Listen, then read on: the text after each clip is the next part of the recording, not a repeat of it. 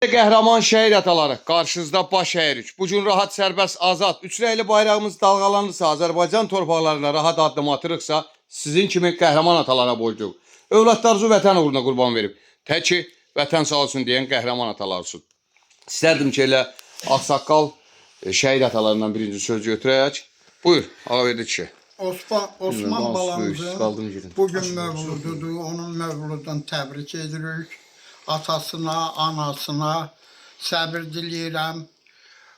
Bütün şəhidlərimizi Allah rəhmət eləsin. Amin. İmam Hüseynlə bərabər eləsin. Var olasan. Allah köməyiniz olsun. İstərdim elə şəhid atalarından götürək ilk sözləri. Buyur. Osman balanın düzünü. Ya Allah mənə qeyrət ver Allah. Allah onun ömrünü mübarək eləsin. Allah bundan sonra zeyqəmin qapısında sınavları göstərməsən, həmişə onun qapısında toy qismət olsun. Çox sağ ol. Allah səndə canı salamat etsin. Var olasan. Maləm buyur. Allah sənə də ömrü versin bala. Allah bütün şəhidlərimizin ruhunu şad eləsin. Söhbət söz çoxdur bala. Bayaq demişəm, yəni təkrar edirəm. Bunlar haqqında danışmaq həm Hasan təmsil çətindir. O belə çətindir ki, bunlar haqqında söz bitib. Artıq söz deməyə yer qalmayıb. Onlar öz haqqında yazıb getdilər. Onların qədərin ancaq vicdanımız qabağında onların hörmətini saxlamalıyıq. Onların gələn günlərdə onların ehtiramını saxlamalıyıq. Biz tək valideyn üçün biz yox. Elə yuxarı təbəqədə, aşağı təbəqədə. Hamı onların ehtiramını saxlamalıdır.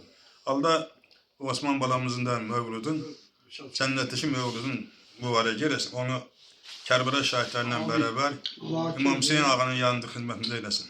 Amin. Allah indi bu da qarda, çoğunda, çöldə, bayda olan əsgərlərimizi, ordumuzu qorusun. Amin. Onlar üzülüm, bala arada qocalaq, biz də qocalmışıq. Qoca vaxtı o cavan çörpə olanda qocalar deyərdi. Oğul düşmən çəpərdi. Həqiqətən sonra başa düşdü ki, uşaqlar yerimizə. Nə xəssi uşaqlar var imiş. Onlar bizim namusumuzu, qeyrətimizi dara qaytardı. Əlbəttə elədir. Onları haqqını itirmək olmaz. Onları nə cizət məclim, nə hökumət, nə də ki aşağı təbəqə. Gələk onların etiramını saxlayaq. Onları fəxrlə yad edək. Tək bizim boyumuza düşməsin, valideynlərin boyuna düşməsin. Allah bütün valideynlərə səbr versin.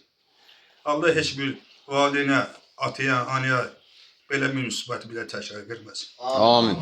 Allah gəlinlərimizi, qızlarımızı dul qoymasın. Allah körpələrimizi yetim qoymasın, sağır qoymasın. Allah heç belə şey qismət etməsin. Çox sağ olanım. Allah hamımızı qorusun. Allah sənə də can sağlığı versin. Var sən də bizi deyəndə uşaqları yad eləsin. Borcumdur. Allah sənə də ömrü versin. Var olasan. Allah şəhidlərimizin ruhunu şad eləsin. Qarşında baş əyirik. Var ol əmə. Var olasan. Akifəm buyur. Allah şəhidimizi rəhmət eləsin. Onun atasına, anasına uzun ömrü can sağlığı diyoruz. Bu qapıya biz toya gələk. İnşallah Allah qoysun. Var olasın. Təşəkkür. Hikmət dayı buyur. Allah zeyqən balamızın mövlü mübarək eləsin. Atasına, anasına uzun ömrüdən sağlığı. Təbrik edirəm. Allah sizi qoruyasın.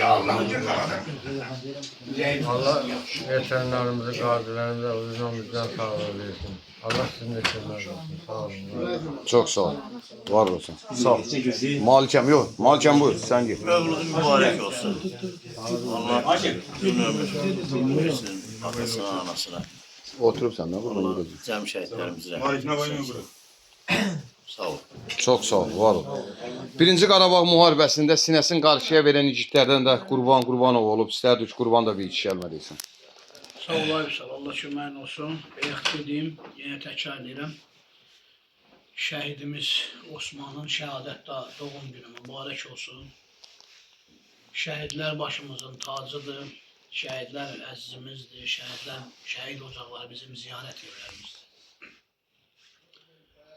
Necə ki, yəni uzun illər, əsrlər bundan qabaq İmam Hüseyin şəhidlər sərvəri deyilir. İlk şəhid, Müsəlman dünyasında ilk şəhid kimi qəbul olunur. Uzun müddət, yəni o ocaq yeri, Kərbəla ziyarət yeri olduğu kimi bugün də Azərbaycanımızda olan şəhidlərimiz bizim ziyarət yerlərimiz olmalıdır. Bunu yəni bütün xalqım üçün deyirəm.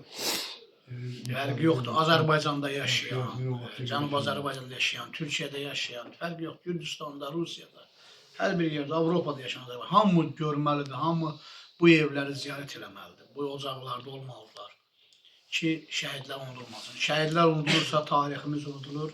Tarixi unudulan bir dövlətin də gələcəyi olmaz. Mən belə qəbul edirəm. Yəni necə biz